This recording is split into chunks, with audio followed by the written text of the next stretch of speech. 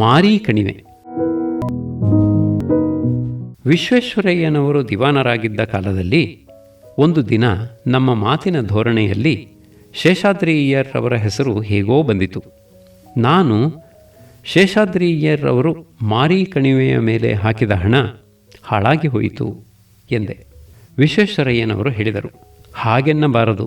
ಶೇಷಾದ್ರಿಯ್ಯರ್ ಅವರು ಮಹಾ ಸಾಹಸ ಕಾರ್ಯ ಮಾಡಿದ್ದಾರೆ. ಅದಕ್ಕಾಗಿ ನಾವು ಕೃತಜ್ಞರಾಗಿರಬೇಕು. ವಾಣಿ ವಿಲಾಸ ಸಾಗರ ಪ್ರಯೋಜನಕ್ಕೆ ಬಾರದಿರುವುದು ಶೇಷಾದ್ರಿಯ್ಯರ್ ಅವರ ತಪ್ಪಿನಿಂದಲ್ಲ, ಜನದ ತಪ್ಪಿನಿಂದ. ಅಂಥ ಭಾರೀ ಕೆಲಸದಿಂದ ಫಲ ಪಡೆಯಬೇಕಾದರೆ ಜನರಲ್ಲಿ ಕೊಂಚವಾದರೂ ಪೌರುಷ ಸಾಹಸಗಳು ಇರಬೇಕು. ನಮ್ಮ ಮೈಸೂರು ಜನದಲ್ಲಿ ಆ ಗುಣವನ್ನು ಉಂಟು ಮಾಡುವುದು ಹೇಗೆ? ಮಾರಿ ಕಣಿವೆ ಕೆರೆಯ ಆಣೆಕಟ್ಟಿನ ಪ್ರದೇಶವನ್ನು ಬ್ಲಾಕು ಅಥವಾ ತಾಕುಗಳಾಗಿ ವಿಂಗಡಿಸಿ ನೀರು ಸರಿದಿಗೆ ಅನುಕೂಲಪಡಿಸಿ ಜೌಗಿನಿಂದ ಆಗುವ ಮಲೇರಿಯಾ ಮೊದಲಾದ ಉಪಾಧಿಗಳನ್ನು ತಪ್ಪಿಸಬೇಕು. ಜನ ಬಂದು ನೆರೆದಂತೆ ಈ ಅಪಾಯಗಳು ತಪ್ಪಿ ಹೋಗುತ್ತವೆ. ಮೊದಲು ಜನ ಬಂದು ಸೇರಬೇಕು. ಇದಕ್ಕಾಗಿ ಏನು ಮಾಡಬೇಕೆಂದು ನಾನು ಆಲೋಚಿಸುತ್ತಿದ್ದೇನೆ. ಈ ಹೊತ್ತು ಮಾರಿ ಕಣಿವೆಯ ಪ್ರದೇಶ ಅಭಿವೃದ್ಧಿ ಸ್ಥಿತಿಯಲ್ಲಿದೆ. ಮದ್ರಾಸ್ ಪ್ರಾಂತದಿಂದ ಜನ ಬಂದು ಅಲ್ಲಿ ನೆಲೆಸಿ ಬಾಳೆ ವ್ಯವಸಾಯವನ್ನು ಸೊಂಪಾಗಿ ಬೆಳೆಸಿ ಅದರ ಫಲವನ್ನು ಕೈಗೂಡಿಸಿಕೊಳ್ಳುತ್ತಿದ್ದಾರಂತೆ. ಬೆಂಗಳೂರಿಗೂ ಮದ್ರಾಸು ಮೊದಲಾದ ಸ್ಥಳಗಳಿಗೂ ಬರುವ ಬಾಳೆ ಎಲೆ, ಬಾಳೆಕಾಯಿ ಬಹುಮಟ್ಟಿಗೆ ಮಾರಿ ಕಣಿವೆಯ ಕೆರೆಯ ಪ್ರಾಂತದವೆಂದು ವ್ಯಾಪಾರದಲ್ಲಿ ಇರುವವರು ಹೇಳಿದ್ದನ್ನು ನಾನು ಕೇಳಿದ್ದೇನೆ. ಶೇಷಾದ್ರಿ ಅಯ್ಯರ್ ಅವರ ಮನೋವೃತ್ತಿ. ಸರ್ ವಿಲಿಯಂ ವಿನ್ಸನ್ ಹಂಟರ್ ಎಂಬ ಆಂಗ್ಲ ವಿದ್ವಾಂಸನು, ಚರಿತ್ರ ಲೇಖಕನು ಶೇಷಾದ್ರಿ ಅಯ್ಯರ್ ಅವರನ್ನು ಕುರಿತು he gave his head to Herbert Spencer and his heart to Parabrahman ಎಂದು ಹೇಳಿದನಂತೆ. ಸರ್ ಕೆ ಶೇಷಾದ್ರಿ ಅಯ್ಯರ್ ಅವರು ತಮ್ಮ ಮೇಧಾಶಕ್ತಿಯನ್ನು ಹರ್ಬರ್ಟ್ ಸ್ಪೆನ್ಸರ್ ತಾತ್ವಿಕನಿಗೂ ತಮ್ಮ ಹೃದಯ ಸರ್ವಸ್ವವನ್ನು ಪರಬ್ರಹ್ಮ ವಸ್ತುವಿಗೂ ಧಾರೆ ಎರೆದಿದ್ದಾರೆ ಎಂದು ಹಂಟರ್ ಮಹನೀಯನ ಮಾತು. ಶೇಷಾದ್ರಿ ಅಯ್ಯರ್ ಅವರು ಪ್ರಾಚೀನ ನವೀನಗಳು ಎರಡನ್ನೂ ಸಮನ್ವಯಪಡಿಸಿಕೊಂಡಿದ್ದರು. ಪ್ರಾಚೀನವಾದದ್ದರಲ್ಲಿ ಭಕ್ತಿ ಇಟ್ಟಿದ್ದರಿಂದ ಅವರು ನವೀನವನ್ನು ತೆಗೆಳಿದವರಲ್ಲ. ನವೀನದಲ್ಲಿ ಆದರಣೆ ತೋರಿಸಿದ ಕಾರಣದಿಂದ ಪುರಾತನ ವಿಷಯದಲ್ಲಿ ಉದಾಸೀನರಾಗಲಿಲ್ಲ. ಇಹಕ್ಕೆ ಬೇಕಾದದ್ದು ವಿಜ್ಞಾನ ಮನೋವೃತ್ತಿ, ಪರಕ್ಕೆ ಬೇಕಾದದ್ದು ವೇದಾಂತ ಮನೋವೃತ್ತಿ. ಈ ಎರಡೂ ಶೇಷಾದ್ರಿಯ್ಯರ್ ಅವರಲ್ಲಿ ಸಾರ್ಥಕ ಪಡುವಂತೆ ಸಮ್ಮಿಳಿತವಾಗಿದ್ದವು. ಶೇಷಾದ್ರಿ ಅಯ್ಯರ್ ಅವರಿಗೆ ಪ್ರಜಾ ರಾಜಕೀಯದ ವಿಷಯದಲ್ಲಿದ್ದ ಮನೋವೃತ್ತಿಯನ್ನು ಹಿಂದೆ ಪ್ರಸ್ತಾವಿಸಿದೆ. ಕಾರ್ಯಶೀಲರಾದವರಿಗೆ ಮತ್ತೊಬ್ಬರ ಅಭಿಪ್ರಾಯವನ್ನು ಕೇಳಬೇಕೆಂಬ ವಿಧಿ ಯಾವಾಗಲೂ ತೊಂದರೆಯ ಮಾತೆ. ಕೆಲಸ ಮಾಡುವ ಉತ್ಸಾಹವೂ ಸಾಮರ್ಥ್ಯವೂ ಉಳ್ಳವರಿಗೆ ನೀನು ಅವರನ್ನು ಕೇಳು, ಇವರನ್ನು ವಿಚಾರಿಸು, ಮತ್ತೊಬ್ಬರ ಸಲಹೆ ನೋಡು ಎಂಬೀ ರೀತಿಯಾದ ನಿಯಮವನ್ನು ಹಾಕುವುದು ಅವರ ಕಾಲಿಗೆ ಹಗ್ಗ ಸುತ್ತಿದಂತೆ. ಅದು ಅನಾವಶ್ಯಕವಾದ ತೊಡಕು. ಅವರು ಅದನ್ನು ಸಹಿಸರು. ಶೇಷಾದ್ರಿ ಅಯ್ಯರ್ ಅಂಥವರು. ಅವರಿಗೆ ಕೆಲಸದ ಮೇಲೆ ಗಮನ. ಕೆಲಸ ಬೇಗ ಬೇಗ ನಡೆಯಬೇಕು, ನಿರಾತಂಕವಾಗಿ ನಡೆಯಬೇಕು. ಈ ಕಾರಣದಿಂದ ಅವರು ಪ್ರಜಾಪ್ರತಿನಿಧಿ ಸಭೆಯನ್ನು ದೌಡಾಯಿಸಿ ನಡೆಸುತ್ತಿದ್ದರು. ಗರುಡಾಚಾರ್ಯರು. ಬೆಂಗಳೂರಿನಲ್ಲಿ ಮುನಿಸಿಪಲ್ ಸಭೆಯ ಒಂದು ಸಂಗತಿ ಜ್ಞಾಪಕಕ್ಕೆ ಬರುತ್ತದೆ. ಆಗ ಅಧ್ಯಕ್ಷರಾಗಿದ್ದವರು ರಾವ್ ಬಹದ್ದೂರ್ ಬಿಕೆ ಗರುಡಾಚಾರ್ಯರು. ನಗರದಲ್ಲಿ ಅವರು ಸಂಚಾರ ಮಾಡದಿದ್ದ ಗಲ್ಲಿ ಒಂದೂ ಇರಲಿಲ್ಲ. ದಿನದಿನವೂ ಅವರು ಬೆಳಗ್ಗೆ 7 ಗಂಟೆಗಳೊಳಗಾಗಿ ನಗರದ ಯಾವುದಾದರೊಂದು ಪ್ರದೇಶದಲ್ಲಿ ಓಣಿಯಲ್ಲಿಯೂ ಸುತ್ತಾಡಿ ಸ್ಥಳ ಪರಿಚಯ ಮಾಡಿಕೊಳ್ಳುತ್ತಿದ್ದರು. ಅವರಿಗೆ ಅನಾಮಧೇಯವಾದ ಸಂದಿಗೊಂದಿಗಳಲ್ಲಿದ್ದ ಹಳ್ಳಗಳು, ಬಚ್ಚಲುಗಳು, ರೊಚ್ಚಿನ ರಾಶಿಗಳು, ಜನ ಪಡುತ್ತಿದ್ದ ಅನನುಕೂಲಗಳು ಎಲ್ಲ ಚೆನ್ನಾಗಿ ತಿಳಿದಿರುತ್ತಿದ್ದವು. ಮತ್ತು ಅವರು ಕಾರ್ಯದಕ್ಷರು. ಯಾವ ಅನನುಕೂಲಗಳನ್ನು ಹೇಗೆ ಸರಿಪಡಿಸಬೇಕು, ಅದು ಬೇಗಲೂ ಮಿತವ್ಯಯದಿಂದಲೂ ಆಗುವುದು ಹೇಗೆ ಎಂಬುದನ್ನು ತಮಗಿದ್ದ ಅನುಭವದಿಂದ ಕಂಡುಕೊಂಡಿದ್ದರು.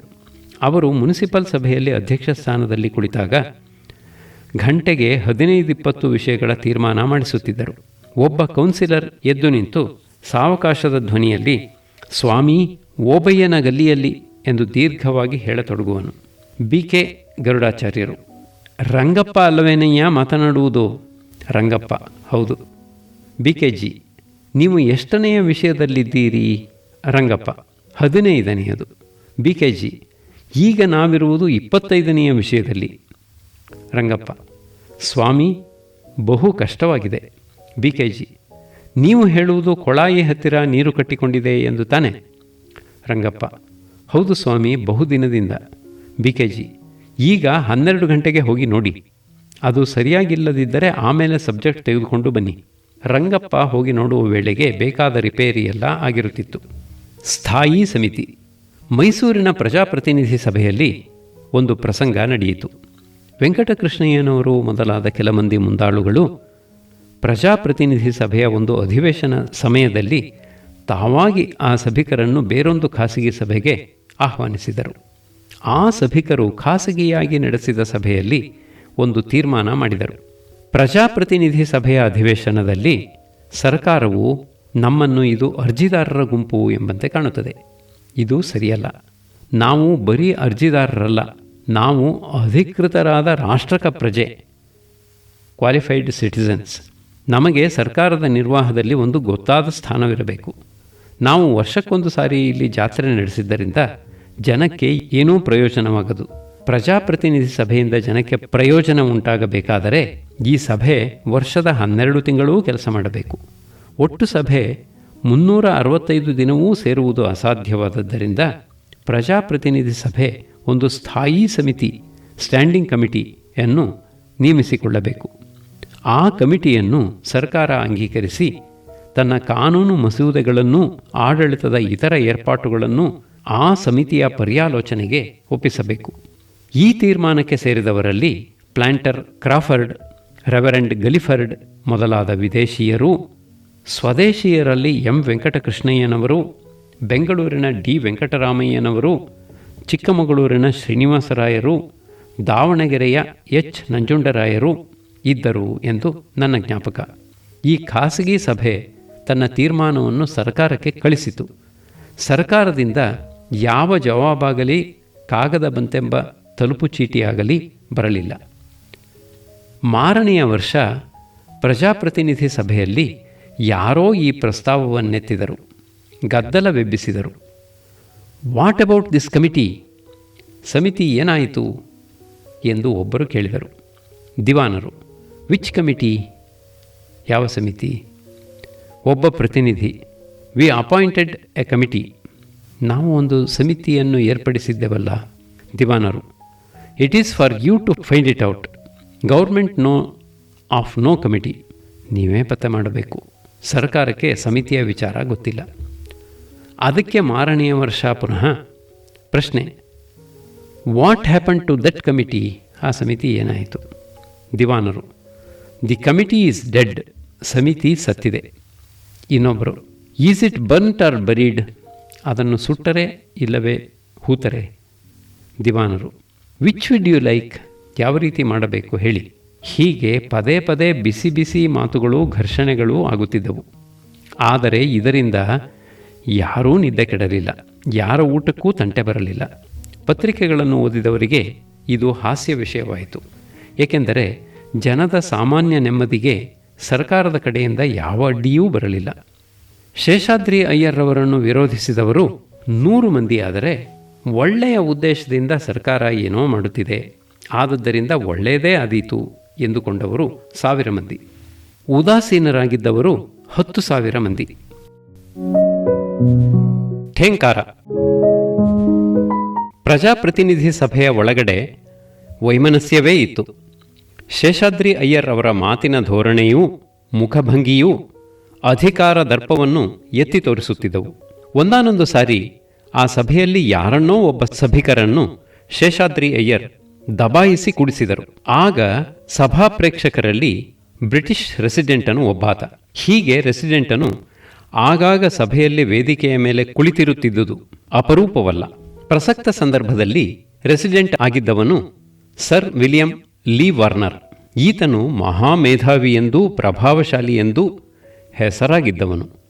ಈತನು ಬರೆದ ದಿ ಸಿಟಿಸನ್ ಆಫ್ ಇಂಡಿಯಾ ಎಂಬ ಪುಸ್ತಕ ಎಲ್ಲ ಸ್ಕೂಲು ಕಾಲೇಜುಗಳಲ್ಲಿಯೂ ಪಠ್ಯ ಗ್ರಂಥವಾಗಿತ್ತು. ಹೈಸ್ಕೂಲ್ ಹೆಡ್ ಮಾಸ್ಟರಾದ MB ಶ್ರೀನಿವಾಸ ಅಯ್ಯಂಗಾರ್ಯರು ಆ ಪುಸ್ತಕವನ್ನು ಹಿಂದೂ ದೇಶದ ನಾಗರಿಕ ಎಂಬ ಹೆಸರಿನಿಂದ ಕನ್ನಡಕ್ಕೆ ತರ್ಜುಮೆ ಮಾಡಿದ್ದರು. ನಾನು ಆ ಇಂಗ್ಲಿಷ್ ಪುಸ್ತಕ, ಕನ್ನಡ ಅನುವಾದ ಎರಡನ್ನೂ ನೋಡಿದವನು. ಇಂಗ್ಲಿಷ್ ಪುಸ್ತಕದ ಭಾಷಾ ಶೈಲಿ ಲಲಿತವಾಗಿ ಗಂಭೀರವಾಗಿತ್ತು. ವಿಷಯದ ಧೋರಣೆ ಮಾತ್ರ ಅಲ್ಲಲ್ಲಿ ಬ್ರಿಟಿಷರನ್ನು ಅತಿಯಾಗಿ ಹೊಗಳುವುದು. ಈ ಕಾರಣದಿಂದ ಆ ಪುಸ್ತಕಕ್ಕೆ ದೊರೆತ ಮನ್ನಣೆ ಬಹುಕಾಲ ಸಾಗಲಿಲ್ಲ. ಲೀ ವಾರ್ನರ್ ಒಟ್ಟಿನ ಮೇಲೆ ಸಾರ್ವಭೌಮ ಸರಕಾರದ ಪ್ರತಿಷ್ಠಾಪಕ, ಇಂಪೀರಿಯಾಲಿಸ್ಟ್. ಚಂಚಲ್ ರಾಯರ ಆಗ್ರಹ. ಆತ ಮೈಸೂರು ಪ್ರತಿನಿಧಿ ಸಭೆಯಲ್ಲಿ ಕುಳಿತು ಶೇಷಾದ್ರಿ ಅಯ್ಯರ್ ಅವರು ಸಭಿಕರ ಬಾಯಿ ಮುಚ್ಚಿಸಿದ ಟಿವಿಯನ್ನು ನೋಡಿ ಅಲ್ಲಿಂದ ತನ್ನ ಬಿಡಾರಕ್ಕೆ ತೆರಳಿದ ಬಳಿಕ ಶೇಷಾದ್ರಿ ಅಯ್ಯರ್ ಅವರಿಗೆ ಒಂದು ಮೆಚ್ಚುಗೆಯ ಕಾಗದವನ್ನು ಬರೆದ. ನೀವು ಸಭೆಯನ್ನು ನಡೆಸಿದ್ದು ಬಹಳ ಚೆನ್ನಾಗಿದೆ. ತಲೆಹರಟೆ ಹರಟುವ ಸಭಿಕರನ್ನು ಹಾಗೆ ಬಾಯಿ ಮುಚ್ಚಿಸಿ ಅದುಮಿಡಬೇಕು. ಇದು ಲೀ ವಾರ್ನರ್ನ ಪತ್ರದ ಸಾರಾಂಶ. ಶೇಷಾದ್ರಿ ಅಯ್ಯರ್ ಅವರಿಗೆ ಇದರಿಂದ ಸಂತೋಷವಾಯಿತೆಂದು ತೋರುತ್ತದೆ. ಅವರು ಹೆಮ್ಮೆಯಿಂದ ಆ ಕಾಗದವನ್ನು ತಮ್ಮ ಸಹೋದ್ಯೋಗಿ ಪಿ ಚಂಚಲ್ ರಾಯರಿಗೆ ತೋರಿಸಿದರು. ಚಂಚಲ್ ರಾಯರು ಹೇಳಿದರು, ಶೇಷಾದ್ರಿ, ಈ ಕಾಗದದಿಂದ ನೀವು ನಾಚಿಕೆ ಪಡಬೇಕು. ಮೈಮುಟ್ಟಿ ನೋಡಿಕೊಳ್ಳಬೇಕಾದ ಪ್ರಸಂಗದಲ್ಲಿ ಹಿಗ್ಗುತ್ತಿದ್ದೀರಿ. ನಿಮ್ಮ ಜೊತೆಗಾರನೆಂದೆನಿಸಿಕೊಳ್ಳಲು ಈಗ ನನಗೆ ಇಷ್ಟವಿಲ್ಲ. ಇಲ್ಲಿ ಪ್ರಜಾಪ್ರಾಬಲ್ಯ ಉಂಟಾಗಬಾರದು, ಬ್ರಿಟಿಷ್ ಸರ್ಕಾರ ಪ್ರತಿಷ್ಠಿತವಾಗಬೇಕು ಎಂಬುದಲ್ಲವೇ ಅವನ ಆಶಯ. ಆ ಆಶಯಕ್ಕೆ ಅನುಸಾರವಾಗಿ ಆತ ಕಾಗದ ಬರೆದಿದ್ದಾನೆ. ನಮಗೆ ಅದೇನು ಹೆಮ್ಮೆಯ ವಿಷಯ? ಅದಕ್ಕೆ ಅವಕಾಶ ಕಲ್ಪಿಸಿದವರು ನೀವು. ಸಭೆಯಲ್ಲಿ ನೀವು ತೋರಿಸುತ್ತಿರುವ ನಡವಳಿಕೆ ನನಗೆ ಕೊಂಚವೂ ಒಪ್ಪಿತವಿಲ್ಲ. ಇಂಥ ಪರಿಸ್ಥಿತಿಯಲ್ಲಿ ನಾನು ನಿಮ್ಮ ಸಹೋದ್ಯೋಗಿಯಾಗಿರಲಾರೆ. ಈ ಹೊತ್ತೇ ಮಹಾರಾಜರಲ್ಲಿಗೆ ನನ್ನ ರಾಜೀನಾಮೆಯನ್ನು ಸಲ್ಲಿಸುತ್ತೇನೆ. ಚಂಚಲ್ ರಾಯರ ಈ ಕಟುವಾದ ಮಾತನ್ನು ಕೇಳಿದ ಮೇಲೆ ತಮ್ಮ ಧೋರಣೆಯ ಅಸಂಗತತೆಯನ್ನು ಶೇಷಾದ್ರಿ ಅಯ್ಯರ್ ಕಂಡುಕೊಂಡರು. ಚಂಚಲ್ ರಾಯರಿಗೆ ತಮ್ಮ ವಿಷಾದವನ್ನು ವ್ಯಕ್ತಪಡಿಸಿ ಆ ಸದ್ಯದಲ್ಲಿ ತಾವು ಏನು ಮಾಡತಕ್ಕದ್ದೆಂದು ಕೇಳಿದರು. ಚಂಚಲ್ ರಾಯರು, ಈ ದಿನ ಸಭಾ ಪ್ರಾರಂಭದಲ್ಲಿಯೇ ನೀವು ನಿನ್ನೆ ನಡೆದ ಅಸಂಗತಕ್ಕಾಗಿ ವಿಷಾದ ಸೂಚಿಸಿ ಸಭೆಯ ಕ್ಷಮಾಪಣೆಯನ್ನು ಬೇಡತಕ್ಕದ್ದು. ಶೇಷಾದ್ರಿ ಅಯ್ಯರ್ರವರಲ್ಲಿ ದೊಡ್ಡತನ ತುಂಬಿತ್ತು. ಅವರು ಮರುಮಾತನಾಡದೆ ಚಂಚಲ್ ರಾಯರು ಹೇಳಿದಂತೆ ನಡೆಸಿದರು. ಚಂಚಲ್ ರಾಯರ ಧರ್ಮ ಪೋಷಣೆ. ಪಿ ಚಂಚಲ್ ರಾಯರು ಆಂಧ್ರ ಬ್ರಾಹ್ಮಣರು, ಸಂಸ್ಕೃತದಲ್ಲಿ ದೊಡ್ಡ ಪಂಡಿತರು. ರಾಜ್ಯ ನಿರ್ವಾಹಕ್ಕೆ ಸಂಬಂಧಪಟ್ಟ ಎಲ್ಲ ಆಧುನಿಕ ಶಾಸ್ತ್ರಗಳಲ್ಲೂ ಪರಿಣತರಾದವರು. ನಡವಳಿಕೆಯಲ್ಲಿ ಪರಮ ಪ್ರಾಮಾಣಿಕರು, ಪರಿಶುದ್ಧರು. ಇವರು ಮದ್ರಾಸ್ ಸರ್ಕಾರದಲ್ಲಿ ಕೆಲಸ ಮಾಡಿದವರು. ಆ ಆಧಿಪತ್ಯಕ್ಕೆ ರೆವಿನ್ಯೂ ಮ್ಯಾನ್ಯುಯಲ್ ಎಂಬ ಭೂಸ್ವತ್ತಿಗೆ ಸಂಬಂಧಪಟ್ಟ ಕಾನೂನು ಕಾಯ್ದೆಗಳನ್ನು ಕ್ರೋಢೀಕರಿಸಿ ಬರೆದುಕೊಟ್ಟವರು. ಆ ಮ್ಯಾನ್ಯುಯಲ್ ಗ್ರಂಥವೇ ಮೊನ್ನೆಯವರೆಗೂ ಅಲ್ಲಿ ಪ್ರಮಾಣ ಗ್ರಂಥವಾಗಿತ್ತು. ಈಚೆಗೆ ಏನಾಗಿದೆಯೋ ನನಗೆ ತಿಳಿಯದು. ಚಂಚಲ್ ರಾಯರು ತಾವು ಎಲ್ಲಿ ವಾಸವಾಗಿದ್ದರೂ ತಮ್ಮ ಪಕ್ಕದ ಕೋಣೆಯಲ್ಲಿ ಒಂದಷ್ಟು ಗ್ರಂಥ ಮುದ್ರಣ ಸಾಮಗ್ರಿಯನ್ನಿರಿಸಿ ಕೆಲಸಗಾರರಿಂದ ಗ್ರಂಥ ಕಾರ್ಯ ಮಾಡಿಸುತ್ತಿದ್ದರು. ಅವರು ಋಗ್ವೇದದ ಅನೇಕ ಭಾಗಗಳಿಗೂ, ವಿವಾಹಾದಿ ಸಂಸ್ಕಾರಗಳಲ್ಲಿ ಉಪಯುಕ್ತವಾಗುವ ಮಂತ್ರಗಳಿಗೂ, ಯಾಜ್ಞವಲ್ಕ್ಯ ಸ್ಮೃತಿ ಮೊದಲಾದ ಧರ್ಮ ನಿಬಂಧಗಳಿಗೂ ತೆಲುಗು ಲಿಪಿಯಲ್ಲಿ, ತೆಲುಗು ಭಾಷೆಯಲ್ಲಿ ಪ್ರತಿಪದಾರ್ಥವನ್ನೂ ತಾತ್ಪರ್ಯವನ್ನೂ ಬರೆದು ಅಚ್ಚು ಮಾಡಿಸುತ್ತಿದ್ದರು. ಪ್ರತಿದಿನವೂ 2 ಪುಟವಾದರೂ ಅಚ್ಚಾಗಬೇಕೆಂದು ನಿಯಮ ಮಾಡಿಕೊಂಡಿದ್ದರು. ಹೀಗೆ ಅವರ ಧರ್ಮಪೋಷಣ ಕಾರ್ಯ ಅವರು ಬದುಕಿದ್ದಷ್ಟು ದಿನವೂ ನಿರಂತರವಾಗಿ ಸಾಗುತ್ತಿತ್ತು. ಅವರು ಬೆಂಗಳೂರಿನಲ್ಲಿದ್ದಾಗ ಕಂಟೋನ್ಮೆಂಟಿನಲ್ಲಿ ಚತುರ್ವೇದ ಪರಿಪಾಲನಾ ಸಂಘ ಎಂಬ ಸಂಸ್ಥೆಯನ್ನು ಸ್ಥಾಪನೆ ಮಾಡಿಸಿದರು. ಅದರ ಹೆಸರನ್ನು ನಾನು ಒಂದು ಕಟ್ಟಡದ ಗೇಟಿಗೆ ತಗುಲು ಹಾಕಿದ್ದ ಹೆಸರು ಹಲಿಗೆಯಲ್ಲಿ ನೋಡಿದ್ದೆ. ಆ ಹಲಗೆ ತಗುಲಿ ಹಾಕಿದ್ದ ಕಟ್ಟಡದಲ್ಲಿ ಹಿಂದೆ ವೇದ ಪಾಠಶಾಲೆ ನಡೆಯುತ್ತಿತ್ತಂತೆ. ನಾನು ನೋಡಿದಾಗ ಒಂದು ಪ್ರೈಮರಿ ಪಾಠಶಾಲೆ ನಡೆಯುತ್ತಿತ್ತು. ಅದು ಆರ್ಕಾಟ್ ನಾರಾಯಣಸ್ವಾಮಿ ಮೊದಲಿಯಾರ್ ಅವರ ಮನೆ ಇರುವ ಪ್ರದೇಶದಲ್ಲಿ. ಚಂಚಲ್ ರಾಯರ ವೇದಶಾಸ್ತ್ರಾಭಿಮಾನವನ್ನು ನಿದರ್ಶನಪಡಿಸತಕ್ಕ ಇನ್ನೊಂದು ಸಂಗತಿ ಅವರು ತಮ್ಮ ಮೊಮ್ಮಗನಿಗೆ ಕೊಡಿಸಿದ ಹೆಸರು. ಆ ಹೆಸರು ಪಾಣಿನಿ ರಾವ್ ಎಂಬುದು. ಸಂಸ್ಕೃತ ವೈಯಾಕರಣ ಶಿರೋಮಣಿಯಾದ ಪಾಣಿನಿ ಮಹರ್ಷಿಯ ಹೆಸರನ್ನು ಮೊಮ್ಮಗನಿಗೆ ಇಟ್ಟದ್ದು ಈ ಕಾಲದವರಿಗೆ ಸೋಜಿಗವೆನಿಸಿತು. ಒಂದಾನೊಂದು ದಿನ ಸಂಜೆ ಮದ್ರಾಸಿನ ಪ್ರಸಿದ್ಧ ಪುರುಷರಾದ ಸರ್ PS ಶಿವಸ್ವಾಮಿ ಅಯ್ಯರ್ ಅವರೊಡನೆ ಅವರ ಕಾರಿನಲ್ಲಿ ನಾನು ಹೋಗುತ್ತಿದ್ದೆ. ಕಾರು ಹಳೆಯ ಅಠಾರ ಕಚೇರಿಯನ್ನು ಸಮೀಪಿಸಿದಾಗ ಶಿವಸ್ವಾಮಿ ಅಯ್ಯರ್ ಅವರು ಆ ಕಟ್ಟಡದ ವಿಚಾರವನ್ನೆತ್ತಿ ಏನೋ ಪ್ರಶ್ನೆ ಕೇಳಿದರು. ನಾನು ಉತ್ತರ ಹೇಳುತ್ತಾ ಚಂಚಲ್ ರಾಯರು ಎಂದೆ. ಶಿವಸ್ವಾಮಿ ಅಯ್ಯರ್ ಅವರು ಥಟಕ್ಕನೆ ತಮ್ಮ 2 ಕೈಗಳನ್ನೂ ಜೋಡಿಸಿ ಎತ್ತಿ ನಮಸ್ಕರಿಸಿ ನನಗೆ ಪರಮಗುರುಗಳು ಎಂದರು. ಮದ್ರಾಸಿನಲ್ಲಿ ಸಾರ್ವಜನಿಕ ವಿಚಾರಗಳನ್ನು ಅಭ್ಯಾಸ ಮಾಡಿಸುವುದಕ್ಕೆ ಮೊದಲನೆಯ ಗುರು ಚಂಚಲ್ರಾವ್, ಎರಡನೆಯ ಗುರು ಶ್ರೀನಿವಾಸ ರಾಘವಯ್ಯಂಗಾರ್.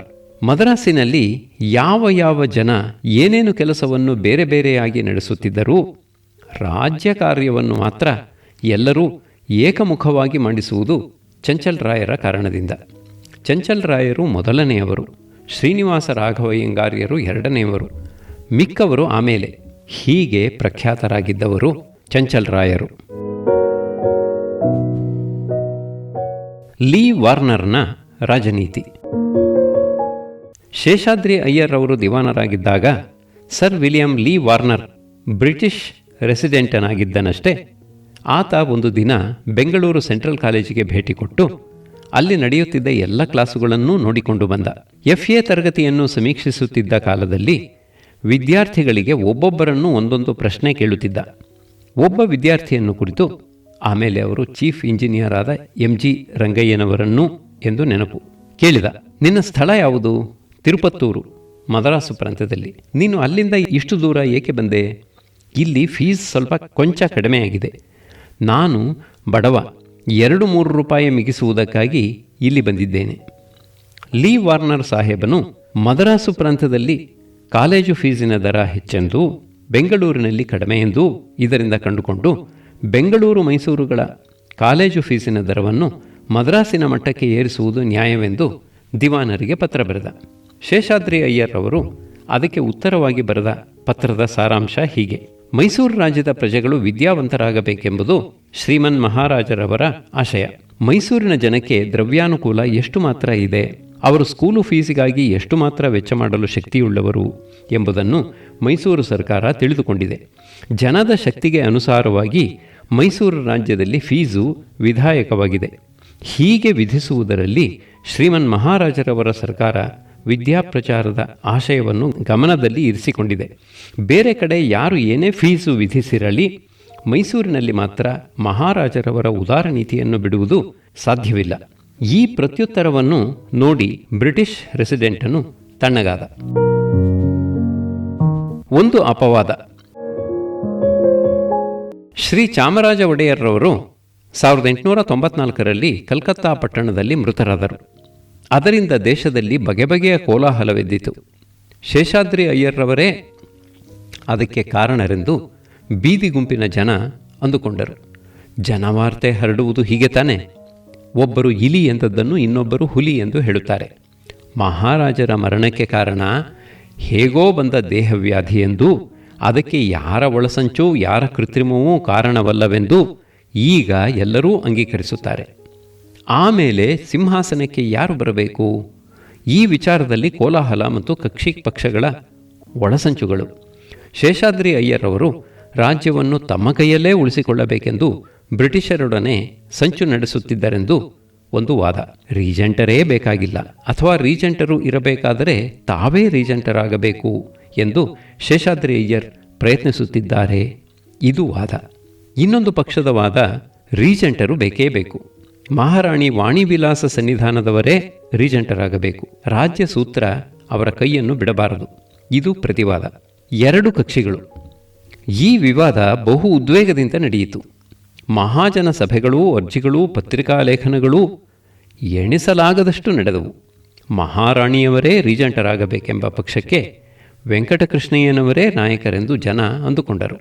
ಇನ್ನೊಂದು ಪಕ್ಷಕ್ಕೆ ಶೇಷಾದ್ರಿ ಅಯ್ಯರ್ರವರ ಬೀಗ ಬಂಧುಗಳಾದ ಅಂಬಳೆ ಅಣ್ಣಯ್ಯ ಪಂಡಿತರು ಒಬ್ಬರು ಮುಖಂಡರೆಂದು ಅವರಿವರು ಆಡಿಕೊಳ್ಳುತ್ತಿದ್ದರು. ಶೇಷಾದ್ರಿ ಅಯ್ಯರ್ರವರ ಮೇಲೆ ಸ್ವಾರ್ಥದ ಆರೋಪಣೆ ಹೊರಿಸಿದ್ದು ಒಂದು ಸ್ವಾಭಿಮಾನದ ಅತಿಯಿಂದ ಉತ್ಪನ್ನವಾಗುವ ಅನ್ಯ ಅಸಹನೆಯ ಫಲಿತಾಂಶ ಎಂದು ಕೆಲವರು ಹೇಳುತ್ತಾರೆ. ವೀರ ಮೈಸೂರಿಗರಿಗೆ ರಾಜ್ಯ ಕೈಬಿಟ್ಟು ಹೋದೀತು ಎಂಬ ಭೀತಿ ಹುಟ್ಟಿ ತಮ್ಮ ಉದ್ದೇಶಕ್ಕೆ ಮೈಸೂರಿನ ಹೊರಗಿನವರಾದ ಶೇಷಾದ್ರಿ ಅಯ್ಯರ್ರವರಿಂದ ಭಂಗ ಬಂದೀತೇನೋ ಎಂಬ ಶಂಕೆಯುಂಟಾಗಿ ಆ ಶಂಕೆಯ ಪರಿಹಾರಕ್ಕಾಗಿ ಅವರು ಶೇಷಾದ್ರಿ ಅಯ್ಯರ್ರವರ ಮೇಲೆ ಅಪವಾದ ಹೊರಿಸಿದರೆಂದು ಒಂದು ಪಕ್ಷದ ವಾದ. ಈ ನಾನಾ ವಾದಗಳನ್ನು ಪರೀಕ್ಷಿಸಿ ತೂಕ ಮಾಡಿ ನೋಡಿ ಯಥಾರ್ಥವೇನೆಂಬುದನ್ನು ನಿಷ್ಕರ್ಷಿಸುವುದು ಈಗ ಸಾಧ್ಯವಾಗದು. ಯಥಾರ್ಥವೇನಾದರೂ ಇರಲಿ, ಶೇಷಾದ್ರಿ ಅಯ್ಯರ್ರವರಿಗೆ ಕೊಂಚ ಕಾಲ ವಾತಾವರಣ ಪ್ರತಿಕೂಲವಾಗಿತ್ತು ಎಂಬುದು ಖಂಡಿತ. ಮತ್ತು ಮಹಾರಾಣಿಯವರು ರೀಜೆಂಟರಾಗಿರತಕ್ಕದ್ದೆಂದು ನಿರ್ಧಾರವಾದ ಮೇಲೆ ಶೇಷಾದ್ರಿ ಅಯ್ಯರವರು ಆ ನಿರ್ಧಾರವನ್ನು ಮನಸಾ ಅಂಗೀಕರಿಸಿ ಮಹಾರಾಣಿಯವರಿಗೆ ವಿಧೇಯರಾಗಿ ಸ್ವಾಮಿನಿಷ್ಠೆಯಿಂದ ನಡೆದುಕೊಂಡರೆಂಬುದು ಅಷ್ಟೇ ನಿರ್ವಿವಾದವಾಗಿದೆ. ಮಹಾರಾಣಿ ರೀಜೆಂಟರ ಕೈಕೆಳಗೆ ಅವರು ದಿವಾನರಾಗಿದ್ದದ್ದು 6 ವರ್ಷ ಕಾಲ. ಪಕ್ಷಪಾತವೇ? ಶೇಷಾದ್ರಿ ಅಯ್ಯರ್ರವರ ವಿಷಯದಲ್ಲಿದ್ದ ಮೊದಲನೆಯ ತಕರಾರು ಅವರ ಪ್ರಜಾಧಿಕಾರ ನಿರಾಕರಣೆಯನ್ನು ಕುರಿತದ್ದಾದರೆ, ಎರಡನೆಯದು ಅವರು ಮದ್ರಾಸಿನವರಿಗೆ ಕೊಟ್ಟ ವಿಶೇಷಾಶ್ರಯವನ್ನು ಕುರಿತದ್ದು. ಶೇಷಾದ್ರಿ ಅಯ್ಯರವರಿಗೆ ಮೊದಮೊದಲು ಮೈಸೂರಿಗರಲ್ಲಿದ್ದ ಪರಿಚಯ ಕೊಂಚದ್ದಾಗಿತ್ತು. ಎರಡನೆಯದಾಗಿ ಮೈಸೂರಿಗರಲ್ಲಿ ಅಂಥ ಸಮರ್ಥ ಜನ ಹೆಚ್ಚಾಗಿರಲಿಲ್ಲ. ಆಗ ಇಂಗ್ಲಿಷ್ ವಿದ್ಯಾಭ್ಯಾಸ ಪ್ರಾರಂಭವಾದದ್ದು ಮದ್ರಾಸಿನಲ್ಲಿ ತಾನೆ. ಆ ಕಾರಣದಿಂದ ಮದ್ರಾಸು, ಕುಂಭಕೋಣ ಮೊದಲಾದ ಕಡೆಗಳಲ್ಲಿ ಇಂಗ್ಲಿಷ್ ವಿದ್ಯಾಭ್ಯಾಸ ಚೆನ್ನಾಗಿ ಹರಡಿತು. ಈ ಕಾರಣಗಳಿಂದ ಶೇಷಾದ್ರಿ ಅಯ್ಯರ್ರವರು ಕೆಲ ಮಂದಿ ಮದ್ರಾಸಿನವರನ್ನು ಮೈಸೂರಿಗೆ ಕರೆಸಿಕೊಂಡದ್ದುಂಟು. ಅವರು ದೊಡ್ಡ ದೊಡ್ಡ ಹುದ್ದೆಗಳನ್ನು ಆಕ್ರಮಿಸಿಕೊಂಡದ್ದೂ ಉಂಟು.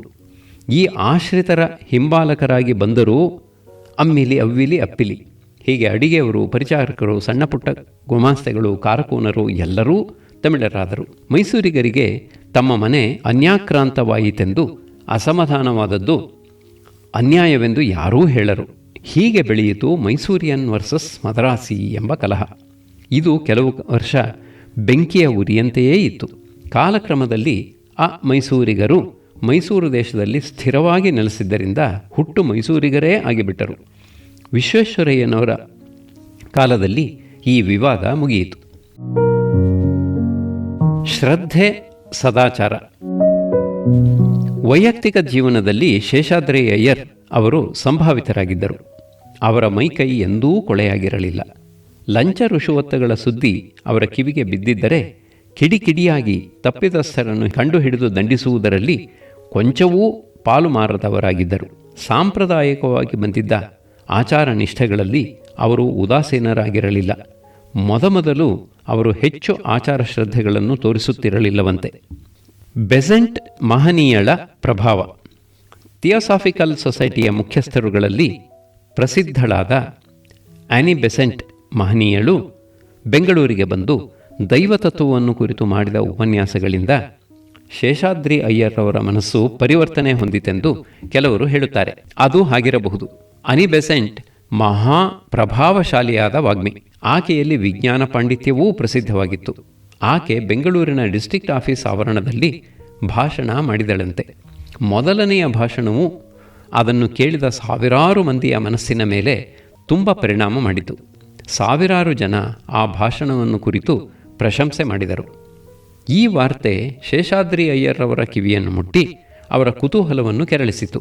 ಅವರು ಆ್ಯನಿ ಬೆಸೆಂಟ್ರವರ ಮಿಕ್ಕ 2 ಭಾಷಣಗಳನ್ನು ಖುದ್ದಾಗಿ ಕೇಳಿದರು. ಅವರಿಗೆ ಸಂತೋಷವಾಯಿತು. ಆಕೆ ಶ್ರೀಮದ್ ಭಗವದ್ಗೀತೆಯ ಮಹಾತ್ಮೆಯನ್ನು ಕುರಿತು ಆಡಿದ ಮಾತುಗಳು ಅವರ ಮನಸ್ಸಿನ ಮೇಲೆ ತುಂಬ ಪರಿಣಾಮಕಾರಿಯಾದವು. ಬಳಿಕ ಶೇಷಾದ್ರಿ ಅಯ್ಯರ್ ಅವರು ಆಕೆಯನ್ನು ಮುಖತಃ ಕಂಡು ಮಾತನಾಡಿದರು. ಅವರ ಜೀವನದಲ್ಲಿ ಅದೊಂದು ಮಹಾ ದೈವಿಕ ಘಟನೆ ಎಂದು ಕೆಲವರು ಹೇಳುತ್ತಾರೆ. ಶೃಂಗೇರಿ ಗುರುಗಳ ಸಂಪರ್ಕ. ಇದಾದ ಕೆಲವು ವಾರಗಳೊಳಗಾಗಿ ಶೇಷಾದ್ರಿ ಅಯ್ಯರ್ ಅವರು ಶೃಂಗೇರಿಗೆ ಪ್ರಯಾಣ ಮಾಡಿ ಶ್ರೀ ಸಚ್ಚಿದಾನಂದ ಶಿವಾಭಿನವ ನರಸಿಂಹ ಭಾರತೀ ಸ್ವಾಮಿಗಳನ್ನು ಸಂದರ್ಶಿಸಿದರು. ಜಗದ್ಗುರುಗಳಲ್ಲಿ ತಮ್ಮ ಶಂಕೆ ಸಂದೇಹಗಳನ್ನು ಹೇಳಿಕೊಂಡರು. ಗುರುಗಳು ಕೊಟ್ಟ ಪ್ರತ್ಯುತ್ತರಗಳಿಂದ ಸಮಾಧಾನ ದೊರಕಿತು. ಅಲ್ಲಿಂದ ಆಚೆಗೆ ಶೇಷಾದ್ರಿ ಅಯ್ಯರ್ ಅವರು ಶೃಂಗೇರಿ ಸನ್ನಿಧಾನದ ಶಿಷ್ಯಕೋಟಿಯಲ್ಲಿ ಪ್ರಥಮ ಪಂಕ್ತಿಯವರೆಂದು ಗಣ್ಯರಾದರು. ಆಗಾಗ ಗುರುದರ್ಶನಕ್ಕಾಗಿ ಶೃಂಗೇರಿಗೆ ಹೋಗುತ್ತಿದ್ದರು. ಗುರುಗಳೊಡನೆ ಮಾತನಾಡಿದ ಸಮಯ ತಮ್ಮ ಜೀವನದ ಅಮೃತಯೋಗ ಎಂದು ಹೇಳುತ್ತಿದ್ದರು. ಕುಮಾರಭವನ. ಇನ್ನೊಂದು ಸಂದರ್ಭವನ್ನು ಪ್ರಾಮಾಣಿಕವಾದ ಕಡೆಯಿಂದ ಕೇಳಿದ್ದೇನೆ.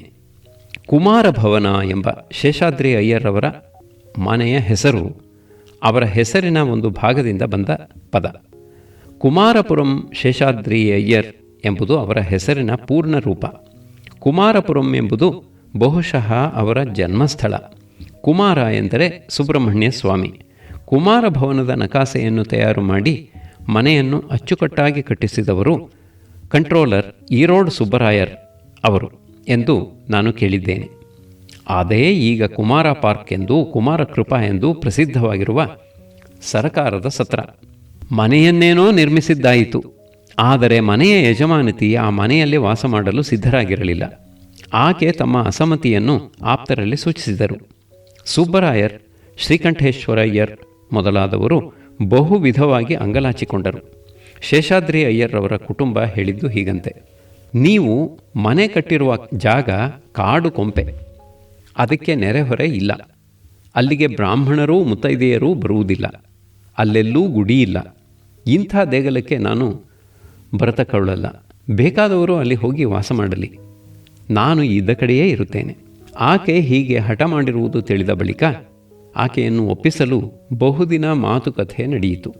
ಬಂಧು ಮಿತ್ರರು ಬಂದು ಆಕೆಯ ಮನಸ್ಸನ್ನು ತಿರುಗಿಸಲು ಪ್ರಯತ್ನ ಮಾಡಿದರು. ಕಡೆಗೆ ಆಕೆ ಹೇಳಿದ ತೀರ್ಮಾನ ಹೀಗೆ: ಆ ಮನೆಯಲ್ಲಿ ತ್ರಿಕಾಲ ದೇವತಾರ್ಚನೆ ಆಗಬೇಕು. ಶುಕ್ರ, ಶನಿ, ಭಾನು, ಸೋಮವಾರಗಳಲ್ಲಿ ಕುಂಕುಮಾರ್ಚನೆ, ಸಹಸ್ರನಾಮಾರ್ಚನೆ, ಸೂರ್ಯ ನಮಸ್ಕಾರ, ರುದ್ರಾಭಿಷೇಕ ತಪ್ಪದೆ ನಡೆಯಬೇಕು. ವಾರಕ್ಕೊಂದು ಸಲ ಸುವಾಸಿನಿಯರ ಮತ್ತು ಬ್ರಾಹ್ಮಣರ ಪೂಜೆ ಆಗಬೇಕು. ಮತ್ತು ಪ್ರತಿದಿನವೂ ಮಧ್ಯಾಹ್ನ ರಾಮಾಯಣ ಮಹಾಭಾರತಾದಿಗಳ ಪುರಾಣ ನಡೆಯಬೇಕು. ಇಷ್ಟಕ್ಕೆ ಯಜಮಾನರು ಒಪ್ಪಿಕೊಂಡರೆ ನಾನು ಅಲ್ಲಿಗೆ ಬರುವುದು ಸಂತೋಷದ ಕಾರ್ಯವಾದೀತು.